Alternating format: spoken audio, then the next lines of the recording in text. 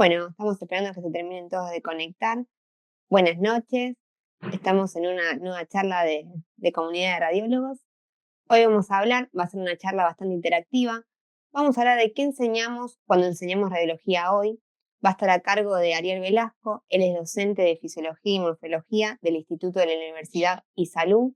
Es titular de la Cátedra de Diagnóstico por Imágenes de la carrera de Kinesiología y adjunto de la carrera de Anatomía de Local. Buenas noches, Ariel. Bienvenido. Buenas noches, ¿cómo están? Un Bien. gusto volver a estar acá con ustedes. Bueno, les comento a los participantes que si quieren hacer alguna pregunta se pueden desmutear o hacerlo por el chat, ¿sí? Va a ser una charla interactiva, así que cualquier cosa nos van escribiendo. Ariel, empezá tranquilo con la charla del tema de hoy.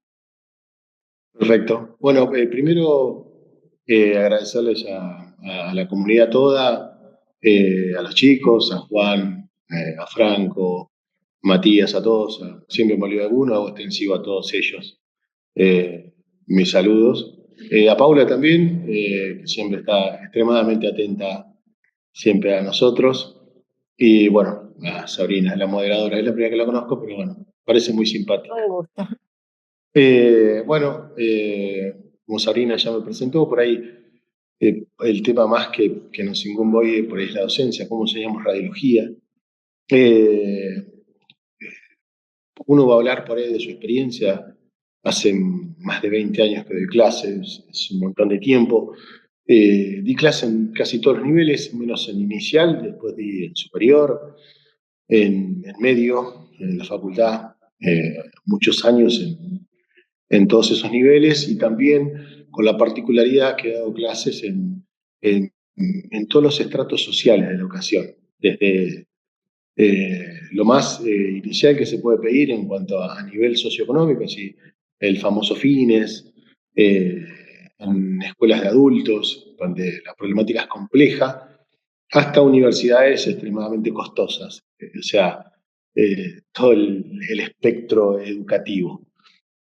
Por ahí la charla es tratar de, no de acusar ni de hacer una crítica por crítica en sí, sino que todo es una crítica constructiva. No es buscar el pelo al huevo, simplemente tratar de buscar una solución a nuestra problemática educativa que, como sabemos, es compleja desde hace muchos años. Y si bien vamos a hablar de la radiología, de cómo enseñamos radiología hoy, que es realmente un desafío, cómo nos formamos nosotros, cómo nos seguimos formando, un tema también importante en la radiología, pero sí saber que los imagenólogos, como se dice ahora, como la tendencia nueva, no le escapamos a la problemática educativa, por lo menos en nuestro país. La problemática educativa en nuestro país lleva lamentablemente muchos años, una palabra fea voy a decir, que es la decadencia. No sé si encaja, pero por ahí no encontré muchos sinónimos. Las perspectivas formativas tienen una problemática compleja en nuestro país, a la cual la radiología no le escapa.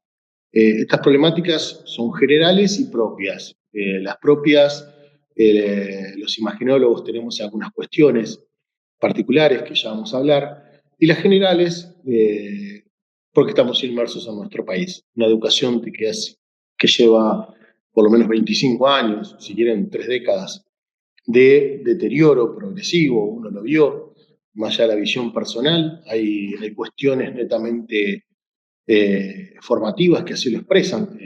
Hay pruebas como las pruebas PISA, que son pruebas a nivel internacional que se hacen en un número importante de países.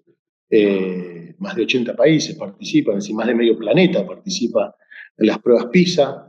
Se hicieron en el año 22, realmente se hacen cada 3 años esas pruebas. Y la Argentina, en las últimas pruebas PISA, salió en el puesto 67. Es pobre, no entre los primeros 10, no entre los primeros 20, ¿no? Salió en el puesto 67. Lo que agrava esto, salió en el puesto 67 de un total de 80. Ese es el nivel de nuestro país. Y otra problemática que se agrava aún más, que esto se viene repitiendo en los últimos 20 años. Desde el 2004 para acá, la Argentina ocupa los últimos lugares de las pruebas. Es terrible. ¿Está bien? Y si quieren por algo más local, el 6 de junio, hace menos de un mes, los resultados de las pruebas Aprender, que son pruebas que hace nuestro propio ministerio, donde el 14% de los alumnos no alcanzó los contenidos mínimos. Perdón, el 14% solo alcanzó los contenidos mínimos. El 86% no. Es bastante complejo eso. Estas pruebas que se repiten en nuestro país se habían hecho en el 2017, donde el 70% de los alumnos no alcanzó los contenidos mínimos. Y se repitió años anteriores con números aún más bajos. Es decir que nuestro país lleva muchos años con una decadencia educativa. Si el 70% no alcanzó los contenidos mínimos y en las últimas el 14% solo aprobó materias importantes como matemática, lengua o biología, es un número muy, muy bajo. Sumado, voy a hacer una crítica netamente constructiva, no crítica por sí, que las pruebas son del ministerio. Vamos a pensar que son reales. Imagínense si los números no son reales. O sea que es bastante complejo. Uno dirá, yo dentro de todo esto siempre soy positivista y yo creo que hay forma de encauzarlo, yo creo que hay forma de que logremos una comunión entre todos los docentes de todos los niveles. En algún momento se tiene que hacer un clic para mejorar nuestra educación y encontrarle la vuelta. Encontrar la vuelta porque nuestro país tiene una educación muy rica, hablando desde historia muy vieja. La Argentina tuvo una educación de lujo desde los inicios de Sarmiento para acá, o sea, desde la educación formal hasta para acá. La Argentina tuvo una educación que fue creciendo. Hubo presidentes que apostaron mucho, Avellaneda, Mitre, crecieron con la educación, y hacia los años 30, 40 y 50 del siglo pasado, la Argentina logró una de las mejores educaciones del mundo. Increíble. De esa educación, yo siempre digo, y a veces hago una pregunta cuando hablo de educación y me dicen, ¿por qué tenemos una educación pobre o una educación deficiente? Y pregunto, ¿saben cuántos premios Nobel tenemos? Y nadie sabe cuántos premios Nobel tenemos. ¿Bien? Menos saber quiénes fueron. Durante las décadas del 40 y del 50 y del 60 del siglo pasado, la Argentina tuvo 5 premios Nobel y tuvo más de 100 profesionales y docentes que fueron premiados con las mejores universidades del mundo. Hoy ya no existe eso. Hoy ya no existe. Husay, Pérez Esquivel, Leluar, Saavedra Lamas, Milton, nuestros 5 premios Nobel, casi que están en el olvido. Ni hablar otros enormes pedagogos que también casi están en el olvido. Borges, Sábato, Favaloro, Braun Menéndez, personajes que hicieron enorme a la educación argentina, ya casi ni se los recuerda. Bien, o sea, eso marca también nuestra pobre trayectoria educativa, donde en la actualidad la educación de nuestro país está un poco olvidada. Olvidada, por no decir muy, muy olvidada. ¿Está bien? La problemática educativa es compleja y multifactorial, es decir, no le podemos buscar un único punto de quiebre, decir por esto la educación no está como está. No, hay muchos propios o ajenos, el contexto. Probablemente la problemática socioeconómica es la más compleja de nuestro país. A mí yo siempre hablo de estadísticas y menciono mucho estadísticas y digo que yo no soy muy fan de las estadísticas porque son números o porcentajes, nada más, son fríos, pero sí marcan tendencias. Entonces eso es lo que uno se tiene que llevar. Y la problemática socioeconómica es una de las que más tendencias marca, lamentablemente. En nuestro país, muchos alumnos, niños y adolescentes de nivel inicial y nivel medio trabajan. Eso ya es un limitante para la educación. Es un limitante. Hay muchos alumnos de nuestro país, estoy hablando no del país en general, sino de grandes urbes. Vamos a dejar eso que dicen que en la Puna Jujeña los alumnos hacen 80 kilómetros a mula, eso ni hablar porque ya es extremadamente complejo. No tienen medios para llegar a la escuela, no hay patrones de clase, el alumno no tiene motivación, no hay modelos a seguir, la calidad educativa que a ellos les incumbe muchas veces también fue muy maltratada. Nuestro país hace unos años trajo el polimodal y el EGB, que fueron planes educativos que fracasaron en todo el mundo y lo trajeron acá. Cosas que uno no entiende. Es como que te ofrezcan autos que no funcionaron nunca y vos compras una fábrica de esos autos. No tiene sentido. O sea, esas cosas que hacemos solamente los argentinos. ¿Está bien? Para mencionar algunas cosas que no siempre echarle la culpa al alumno. Muchas veces el alumno es una víctima de todo el contexto.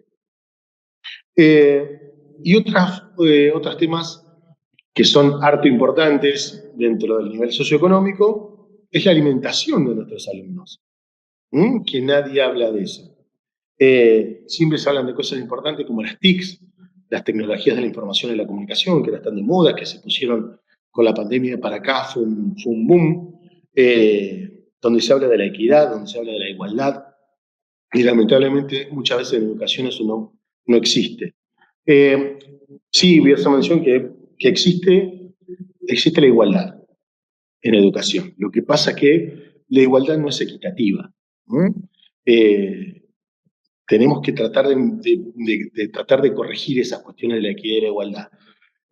Si yo tengo dos nenes, por dar un ejemplo, y los llevo a juntar fruta de un árbol, de un manzano, de una higuera, y obviamente son nenes de 8 o 10 años, entonces le doy una vara, un palito de unos 50 centímetros para que puedan bajar la fruta. ¿Bien? A los dos le doy una vara de 50 centímetros. Eso es igualdad, porque los dos van a tener la misma vara. ¿Está bien? Donde en nuestro país se habla de medir todo con la misma vara. El problema es que un nene mide 1,40 m y el otro mide 1,80 m. Entonces no es igualdad. ¿Está bien? Sí es igualdad, no es equidad. Porque el nene de menor talla va a estar en desventaja. En educación pasa lo mismo. Entonces tenemos que hablar de equidad. ¿Bien? Tratar de equiparar, ¿bien? Para que todos tengamos las mismas oportunidades. Y en nuestro país, lamentablemente, todos nuestros alumnos no tienen las mismas oportunidades. Algunas cuestiones que yo siempre remarco, que nos vienen hablando hace muchos años. Cuando yo era chico, hace muchos años, en la escuela primaria, incluso en la escuela secundaria, voy a mencionar la escuela secundaria porque yo sigo teniendo relación con la escuela secundaria a la cual asistí y me da una relación muy afectiva con mi escuela secundaria. A veces que en los actos de 25 de mayo o de la escuela venían las autoridades, o incluso venían algunas autoridades municipales, el intendente, el gobernador ha venido, y siempre decían, ustedes los niños son el futuro del país, son el futuro de nuestra nación. Y lo paradójico de esto fue que uno fue creciendo y el año pasado fui a un sobrino, el hijo de una prima se recibió en esta escuela y vine y escuché lo mismo, que era el futuro del país. O sea, pasan los años y venimos escuchando lo mismo. ¿De qué país? ¿De qué futuro? ¿Qué le dejamos?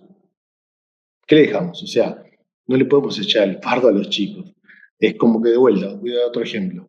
Que yo tengo un club de fútbol y diga, estos chicos van a jugar en la selección nacional. Este chico va a jugar en los mejores equipos del mundo. Estos chicos van a ser campeones del mundo en el fútbol. Y no les dé pelota, no les dé cancha de jugar, no les dé camiseta, no les dé botines. Y entonces, ¿cómo hago? No es magia.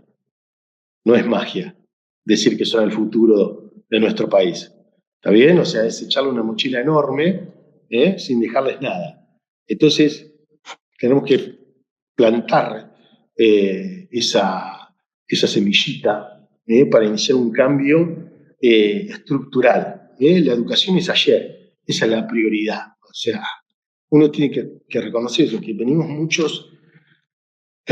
con muchos años de decadencia educativa, en algún momento lo tenemos que cortar. ¿Está bien? O sea, uno habla de estadísticas y uno las ve porque di clase a nivel medio, di muchos años en superior, y uno ve la problemática, o sea, no le es capaz, uno no puede hacer la vista gorda. Chicos que van sin calzado a la escuela, o sea, tercer milenio, ¿bien? O donde no hay agua potable en la escuela, o donde los chicos van con hambre. O sea, cuestiones reales. O sea, esto no es simplemente una opinión personal por lo que uno vivió, sino que es la cruel realidad. O sea, y uno se puede morir en nuestras estadísticas de los censos últimos que se han hecho. 7 de cada 10 alumnos son pobres, el 70%. Bien, según las estadísticas de nuestro ministerio, 13 de cada 100 alumnos terminan en tiempo y forma. Solamente 13 de cada 100 alumnos terminan el colegio en tiempo y forma. Solamente 13. Es muy poquito. ¿Está bien? 7 de cada 10 alumnos entre la primaria y la secundaria trabajan. Es un montón. El trabajo infantil es una limitante para la educación. ¿Se entiende? Porque el chico tiene otra prioridad. ¿Está bien? El 28% de nuestros adolescentes de la secundaria tiene más de 30 faltas en el año. Es un montón. O sea, es más de un mes sin ir a la escuela. ¿Bien? Son estadísticas nuestras. ¿Está bien? O sea que es la realidad. O sea, no es una pavada. ¿Está bien? Para que tengan una idea, en nuestro país también hay estadísticas, como digo, son frías, pero son números. 9 millones de adolescentes viven en la extrema pobreza. ¡Ja! Muchísimo. Muchísimo. O sea, entonces vos decís, sí, ¿qué tiene que ver con la educación? Y sí, tiene que ver mucho. Tiene que ver mucho. O sea, un alumno mal alimentado no, perdón, es la corrección, mal nutrido. ¿Está bien? Porque no se alimenta como se debe alimentar. Me va a salir un cachito, yo soy docente de fisiología, y ves una cosita, netamente unos tecnicismos de fisiología. El sistema nervioso central, si bien se modela toda la vida, porque se va adquiriendo y se va modificando toda la vida, fisiológicamente y morfológicamente se modifica hasta los 25 años. También estructuralmente y funcionalmente hasta los 25 años se modifica. Y en la adolescencia, también entre los 12 y 17 años, se desarrolla la corteza prefrontal, una estructura extremadamente importante a nivel cognitivo. Es por eso que el cerebro en esa etapa necesita, primero, que no lo intoxiquemos, un tema enorme para hablar, y después que lo alimentemos bien. ¿Qué necesita? Entre otras cosas, proteínas. ¿Qué proteínas? Ideal proteínas de la carne. ¿Está bien? Esas proteínas que uno ingiere, por lo menos una vez por semana, se recomienda, forma parte de estructuras fundamentales que son unos aminoácidos. Los aminoácidos van a dar origen a lo que se denominan neurotransmisores. ¿Bien? En particular la serotonina, la dopamina y los GABA, que son elementos extremadamente importantes para el trabajo del sistema nervioso central. Estas proteínas también ayudan al desarrollo neuronal. Van a formar parte del citoesqueleto, ¿bien? De unas estructuras que se llaman espectrinas. Y las proteínas también hacen sinaptogénesis, es decir, son las que ayudan a formar la sinapsis. ¿Bien? Para que vean la importancia que tiene la alimentación en un niño o en un adolescente. ¿Qué pasa si un alumno tiene un déficit nutricional? Es decir, que no llega con la ingesta mínima de estas proteínas. Van a pasar muchas cosas. 4 cosas importantes. Primero, va a tener una disminución del desarrollo cognitivo. Fundamental. Va a tener pérdida de la memoria. Va a tener déficit de atención. Y el último punto, que no sé si tiene relación con lo que estamos hablando, va a tener trastorno del aprendizaje. Si un nene no come, corre desde atrás. Corre desde atrás. Es decir, no llegamos nunca. Estamos con el burro y la zanahoria. ¿Está bien? Esto, lamentablemente, es recontra común. No es una rareza. Yo hice mención a la escuela, recién estoy hablando, a la Albert Thomas, en la que viene acá, porque estas cosas que uno lo ve, y como cuenta lo malo, que no es lo malo, es la realidad, y por qué tiene esa pizca de positivismo, de esperanza. Y ahora, aunque me voy a tomar el atrevimiento de nombrar a 2 o 3 personas que conozco y que hacen mucho por los alumnos. Es aquellas personas vieron que hacen mucho, pero que no las conocen o que nunca la quieren aparecer. Decís, ¿y cómo solucionaron esto? Y se solucionó, y siempre hay alguien que ayuda. Y también lo digo porque, para tomarlo como ejemplo, para tomarlo como ejemplo. Y se puede hacer. En la escuela hay alumnos que vienen a comer, ¿no? La escuela diseñó un sistema de, ¿cómo decirlo?, de scouting, donde se busca, generalmente un preceptor, que va identificando al alumno que tiene cierta problemática. El preceptor porque es el que más cercanía tiene con ellos y con más charla tiene. Y logra individualizar a aquel que tiene un problema socioeconómico. El preceptor se comunica con el equipo de orientación, que está a cargo de la licenciada Marcela Rodríguez, y ella los va individualizando de una forma muy amena. Los chicos, es difícil tratar estos temas con muchos de los chicos, ¿está bien? Y una vez que lo identifica y su problemática, siempre con un trato pero admirable, se comunica con la directora de la escuela. La directora, también otra persona que hace esos trabajos que son admirables, creo que uno no ve cada tanto eso. Se encarga de hacer el enlace con la gente del UFED para darle de comer a ese nene. Esto ha cambiado enormemente el pronóstico de los chicos, porque también la gente del UFED hace un laburo enorme y le da alimentación de primerísima calidad. Es decir, estas cosas que uno habla así son más frecuentes de lo que uno cree. No es una rareza.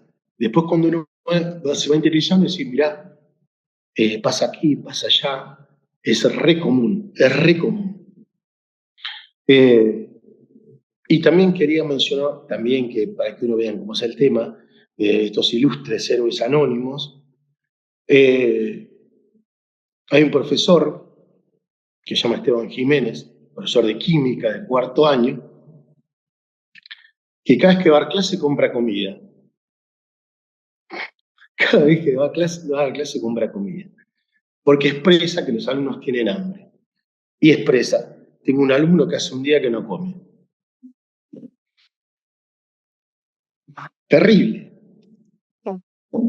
Terrible. Admirable lo de Jiménez. No sé si alguna se enterará que le nombré la charla, pero bueno, es una pequeña mención a un tipo que es un héroe.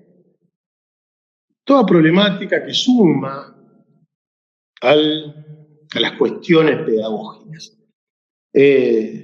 Para hacer mención que de ahí partimos. Después podemos sumarle la problemática actual más relacionada con la tecnología, con la inmediatez, un tema que también tenemos. Todos los extremos son malos, ¿vieron? Es buena la tecnología, sí. La virtualidad, sí. Yo creo que es el futuro de la educación. Lo que pasa es que en el 2020 pasamos de 0 a 100%. Es un montón. Se hizo lo que se pudo. Yo creo que con el tiempo nos tenemos que ir acomodando a eso. La virtualidad también, o lo digital, estos formatos, las plataformas, los trabajos, todo lo que se hace en forma virtual, tenemos que acostumbrarnos nosotros a la tecnología. La tecnología digital va mucho más rápido que nosotros. Todo está al alcance de la mano. Hay unos señores que son Google, que son el ChatGPT, que son Meta, que lo saben todo, saben más que cualquier docente. Y el alumno lo tiene al alcance de la mano, mucho más rápido de lo que vos se lo podés decir. El problema es que hay que asimilar eso. Hay un psicólogo muy famoso que se llamó Jean Piaget, que es el padre de la inteligencia en el niño, donde él escribió un libro que se llama El nacimiento de la inteligencia del niño, y describió cómo se construye la inteligencia y cómo se construye el aprendizaje. Y Piaget decía que se asimila y se acomoda. Es decir, se asimila los conocimientos y eso se acomoda. Y lleva un proceso hasta que el paciente, en este caso el niño o el adolescente, logra acomodar todos esos conocimientos. Eso lleva un proceso, ¿está bien? Que es mucho más lento que el ChatGPT. Es mucho más lento que Meta. ¿Bien? Entonces muchas veces, ¿cuál es el problema de estas plataformas? Que me brindan tanta información que el alumno, al tener corta edad, todavía no tiene sentadas las bases para asimilar con la velocidad que debiera. Entonces muchas veces el conocimiento es transitorio, rápidamente desaparece. Entonces tenemos que tener cuidado en esas cosas, ¿está bien? O sea, deberían darle mucho más tiempo a ciertas cuestiones de los tiempos del aprendizaje, ¿está bien? Los tiempos del aprendizaje. Porque lo que yo enseño, fisiología en un año, uno lo pone en el chat GPT y te aparece en un segundo. ¿Se entiende? Entonces uno tiene que tener cuestiones con esas cosas. Yo tengo alumnos ahora de la licenciatura que están por recibir y están con la tesina. Cuando yo hice la tesina que me recibí, estuve como un año buscando a ver qué era una tesina, de dónde sacar un modelo, me mandaron a la biblioteca, tuve que sacar una copia, después me prestaron un libro al cual fotocopié, y alguien me la... Miren todo lo que pasó para que me dijera lo que era una tesina. Hoy lo pones en el celular y ya está. O sea, obviamente que es maravillosa la tecnología, bien, es maravillosa la tecnología, pero sí saber, bien, que la tenemos que empezar a cuidar porque va más rápido que nosotros. Va más rápido que nosotros. ¿Está bien? Entonces nosotros tenemos que adaptarnos. Les cuento 2 o 3 cositas, no para aburrirlos, pero sé que es información. Suiza fue el primer país en utilizar la tecnología digital, o sea, la virtualidad, las plataformas, fue el primero en usarla, antes de pandemia, ¿no? Hace 3 años redujo la utilidad de la tecnología en educación, porque no vio avances paulatinos, ¿está bien? O por lo menos iguales a lo que se tenía a la enseñanza antigua. Obviamente que sigue manteniendo la tecnología porque es vital, ¿está bien? Pero le puso una pausa o le puso un freno. Nos vamos a ir acomodando. Nosotros nos vamos a ir acomodando a la tecnología porque va mucho más rápido que nosotros. ¿Se entiende? Entonces hay que tomarla con cuidado. Todos los extremos son malos. Obviamente, hay que usar la tecnología. 0% y no. Ahora, todo 100% y es complejo. Es complejo. ¿Bien? Entonces tenemos que movernos en ese mix. ¿Está bien? Y obviamente ir sumando tecnología, pero hasta que nosotros nos adaptemos a ella. ¿Bien? Si uno, de estas estadísticas hay montones, también en España se hizo un estudio entre alumnos entre 10 y 16 años, a los cuales en 3 años a un grupo se lo sometió con más aplicación de la tecnología y otro con menos cantidad de tecnología, sino más a la vieja usanza, con libros, subrayando, apuntes, fotocopia y copiar, y no existieron muchas diferencias. Más bien, los alumnos que usaron libros y los que usaron apuntes lograron una evolución más marcada que los que utilizaron mayormente tecnología. ¿Está bien? Lo que no quiere decir que la tecnología no sirva. Nos tenemos que ir acomodando. Nos tenemos que ir acomodando. Porque llevamos cientos de generaciones con libros y con papel y con escritura. ¿Está bien? Después ahora nos tenemos que acostumbrar al mouse, a la tecnología. ¿Está bien? Simplemente el problema somos nosotros, no la tecnología. ¿Está bien? Pero bueno, paulatinamente lo tenemos que ir incorporando. ¿Está bien? Y más que todo en nuestros chicos. Bueno, perdón por toda la peronata que hice y toda la vuelta, pero sí marcar porque ahora vamos a ir a Radiólogos 4.0, como dice un conocido. Realmente cómo nos formamos, cómo se forman los alumnos de esta generación, con todo esto que estuvimos hablando, porque muchos de ellos también son radiólogos, ¿bien? ¿Cuáles son las causas de por qué los radiólogos también tenemos una problemática compleja en nuestra formación? Y también nos peleamos con esas cosas. Cuando sale alguno dice, podemos hacer ecografía y se arma un desbarajuste enorme porque un licenciado quiere hacer ecografía. Pero tenemos que ir a la génesis, o sea, cómo se forma el alumno desde que aparece o de que se le da por estudiar radiología, que a todos nos ha pasado. ¿Y por qué estudiaste? ¿Por qué no estudiaste? Uno siempre, cuando tenés alumnos de la tecnicatura, le preguntás por qué estudias radiología y las respuestas son, perdón, son de lo más diversas. Desde porque el padre le paga la cuota, desde porque le queda bien el horario, porque no entró a kinesiología. Tenés un montón de respuestas y pocos te dicen, ¿y por qué me gusta? Son poquitos. Pero bueno, no vamos a echar culpa solamente a eso. Nuestra formación desde cero tiene problemas y hay veces que los diseños curriculares no son los mejores. Siempre hacíamos esto con algunos amigos que hasta hace 7, 8 años la currícula tenía tomografía lineal, un método que hace 80 años no existe. Pero bueno, esas cosas que uno no entiende, el desarrollo curricular, la designación de docentes también, que también tenemos ahí algunas controversias, de por qué el alumno elige la carrera. Algunos te dicen porque es corta, porque es fácil, me han dicho muchos, eh, porque me queda cerca, cosa que uno ha escuchado a lo largo de los más de 20 años de docencia, y bueno, causa risa, pero bueno, hay una falta de motivación que por ahí es habitual en los jóvenes y elige una carrera simplemente por elegirla, o como digo yo, porque tiene las 3B, buena, bonita y barata. Sí, uno me dijo, porque la cuota es accesible, pero estaría bueno que uno diga, y me gusta, realmente me gusta. Yo siempre fomenté de hacer algunas charlas, alguna presentación, o antes de anotarle, anotate una charla de radiología a ver si te interesa, ¿está bien? No solamente porque te queda bien, porque la modalidad es accesible, porque las materias se promocionan. Eh, eh, Uno tiene que tomarlo con total seriedad. Como sea, así, yo por ahí me tomo con mucha seriedad la formación, a veces por ahí en forma extrema, y lo mismo uno tiene que hacer como radiólogo, es decir, forma parte del sistema de salud, es un promotor de la salud.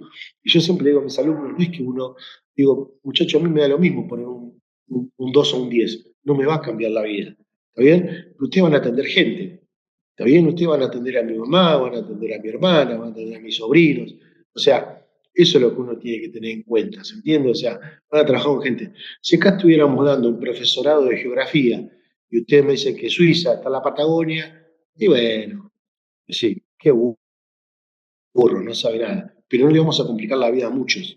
Está bien, solamente que no va a conseguir trabajo, que va a decir que soy mal profesor, pero más de ahí no vamos a pasar. ¿Está bien? No vamos a pasar. Acá trabajamos con gente. ¿Está bien?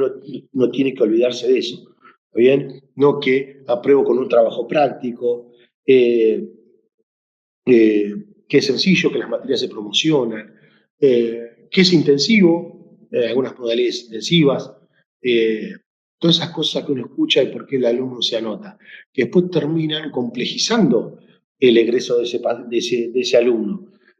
Tenemos que generar al alumno ese bichito del aprendizaje, ese bichito de la duda, ese bichito de querer aprender, ese bichito de preguntar por qué, ese bichito de tener intención de ir a la práctica, de preguntar por qué se hace esto, por qué se hace el otro, por qué se hace así.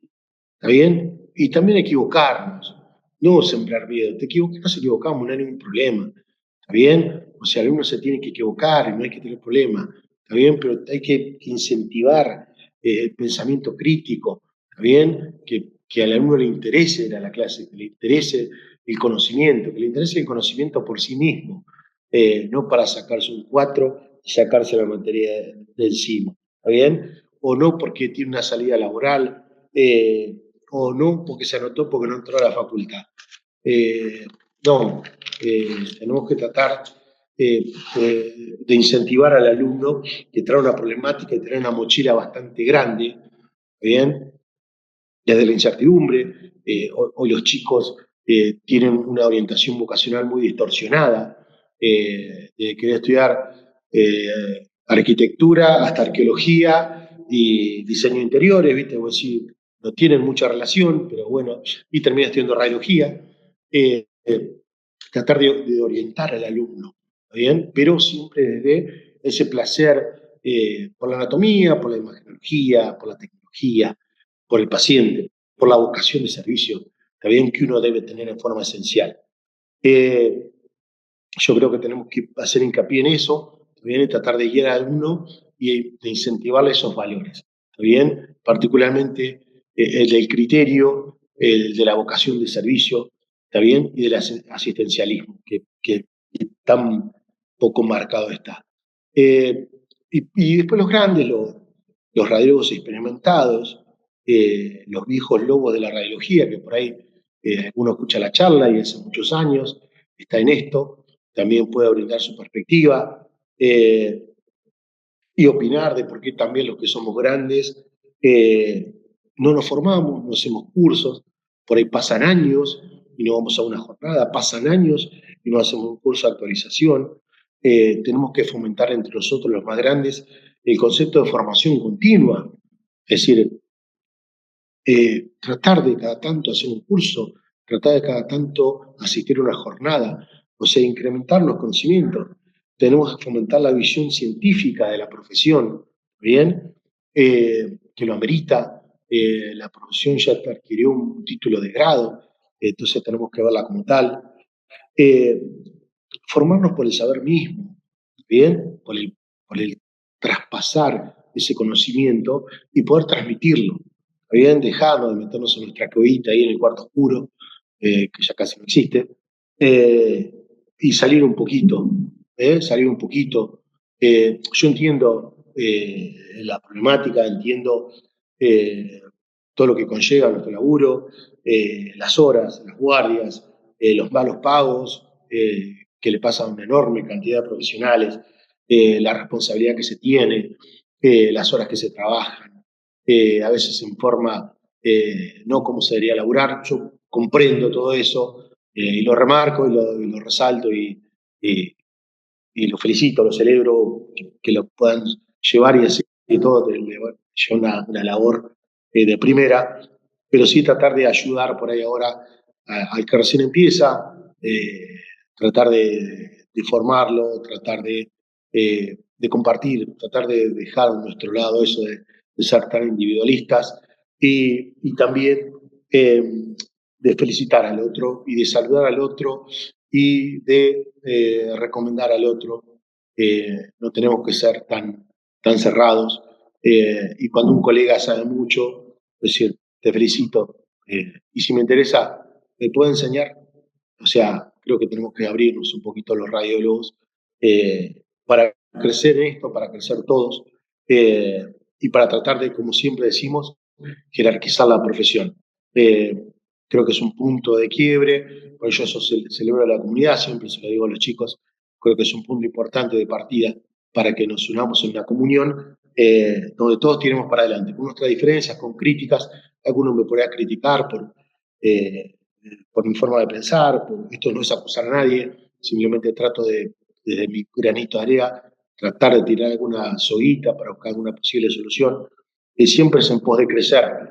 Uno con la docencia no se hace millonario, pero bueno, por ahí yo me lo tomo con mucha seriedad, porque creo que sí, las generaciones que vienen van a ser mucho mejores que nosotros.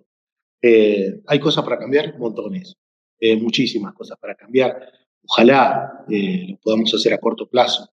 Yo creo que si nos ponemos todos los radiólogos, son montones de radiólogos, somos muchos.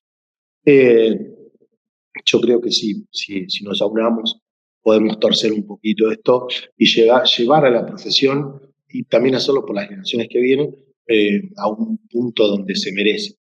No digo ser como es Córdoba o Rosario, que son, por ahí son los ejemplos a seguir o los modelos a seguir, por ahí más Rosario porque se parece más a nuestra ciudad, por el tamaño, por la cantidad de habitantes, donde tienen un pasito más arriba que nuestra radiología actual, en cuanto a laburo y en cuanto a la formación, ¿no? Cada vez somos más los licenciados, ojalá seamos un montón, bien para hacer un poquito más de fuerza, y logremos, ojalá, que tener una licenciatura un poco más compleja en nuestra ciudad, o una licenciatura desde cero, donde podamos lograr un perfil en comunión siempre, ¿no?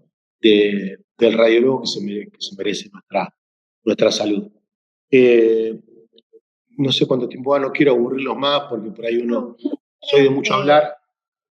está bueno que el punto de vista también la carrera, también la forman los docentes y creo que el docente va a ser la diferencia de, a mí me ha pasado de ver resonancia en un gráfico y decir T1, T2 en vertical o longitudinal y después tener un docente que me ha explicado desde otra manera, de otro lugar y entendido muchísimo mejor. También creo que está en un tema el rol del profesor de poder mostrar todo esto y bueno, contar también la historia, porque muchas veces la radiología ya convencional no se utiliza, entender bien el porqué de las cosas.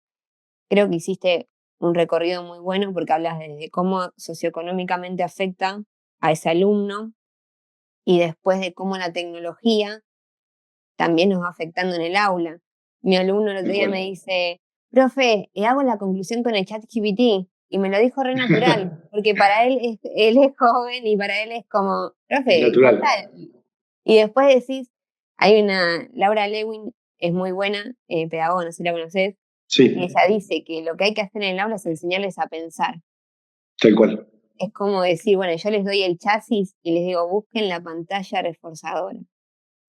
Véanlo, miren, este será, es como volver como al inicio, porque la tecnología está buenísima, pero como decís, todo muy superficial, y eso por ahí no Sí, queda realmente. Entonces, como también quiero como profesores decir, bueno, a ver cómo hacemos para atraer a ese alumno y que capte su atención, y más en modo virtual, por ahí que antes hablábamos, que es otro tema. A ver si en el chat no sé si ves que también nos contaron bastante. Bueno, nos saludan desde México, hay gente de México, de mira, acá.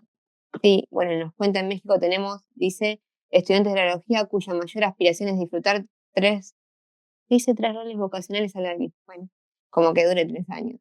claro, Después también nos van contando que, bueno, van descubriendo el amor por la carrera. Que eso, eso es interesante. como vos decís, también por ahí se anotan sin saber Tal cual, sí, realmente, sí. pero Sí, y yo también mencionaba por ahí del cambio, y como si siempre yo digo, las instituciones las hacen los docentes. Yo creo que que es fundamental. Y también no tenemos que olvidarnos por ahí de los viejos docentes. En nuestra ciudad, por ahí la radiología no tiene 100 años. Y por ahí sí también tenemos que volver. Yo siempre digo, la educación no se jubila, ¿viste?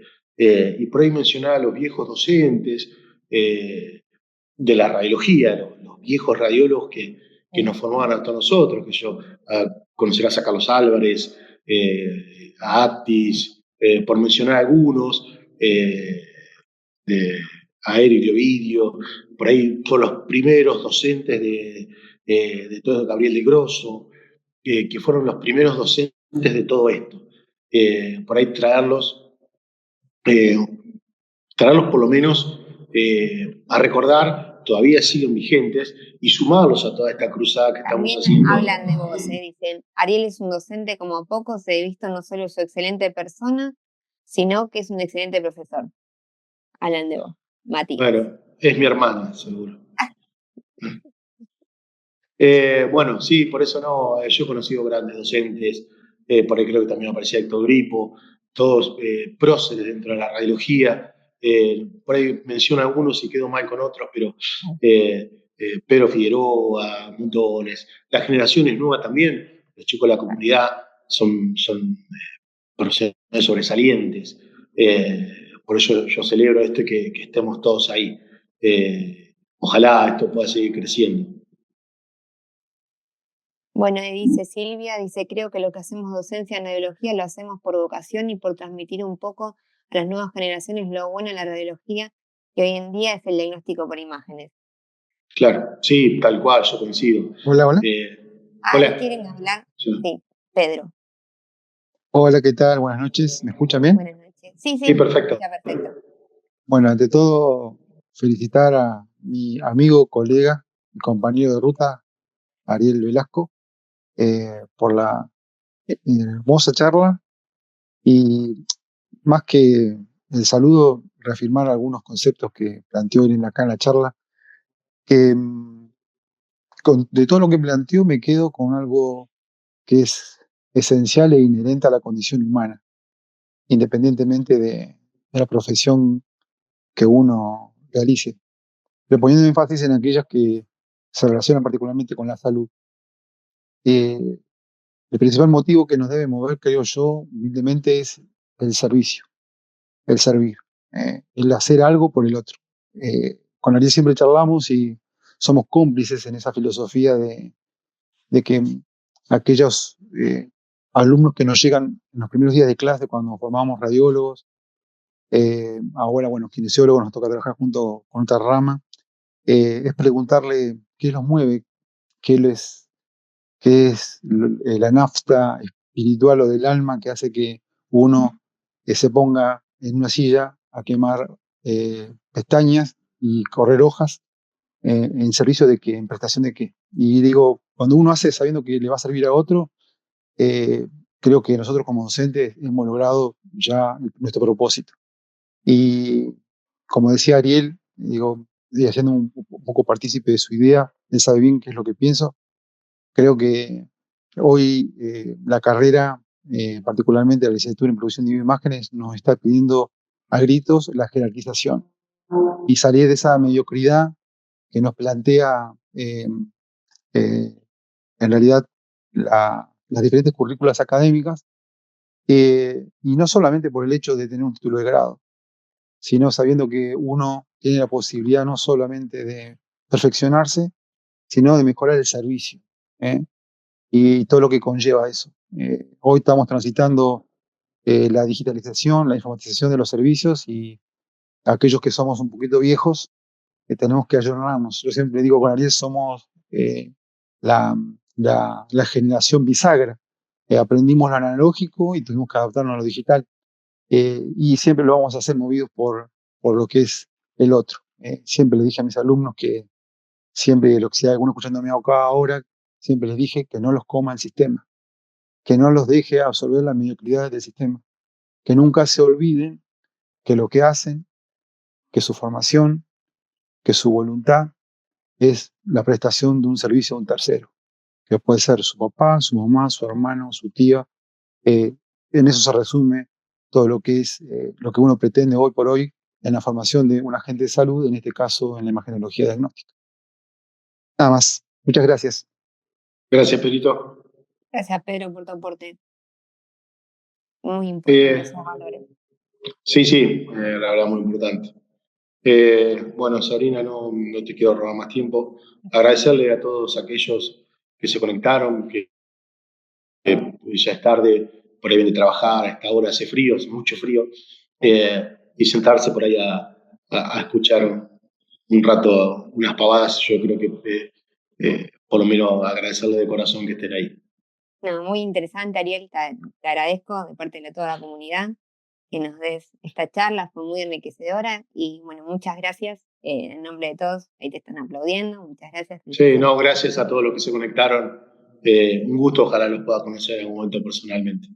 Por supuesto. Bueno, nos encontramos en la próxima charla de radiólogos, de comunidad de radiólogos.